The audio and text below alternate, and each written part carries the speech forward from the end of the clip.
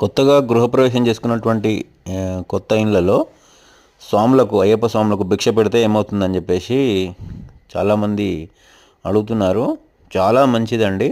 అయ్యప్ప స్వాములు వచ్చి భజన చేసి అంటే పటం పూజ కానీ మీకు సాధ్యమైనంత వరకు పటం పూజ పెట్టుకుంటే మంచిది.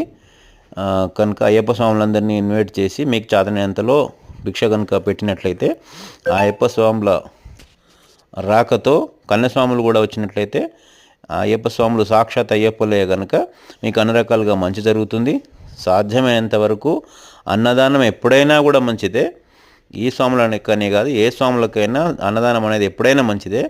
ఈ అయ్యప్ప స్వాములు మాలలో అంటే దీక్షలో ఉన్నప్పుడు భిక్ష పెట్టడం అనేది పూర్వజన్మ సుకృతము.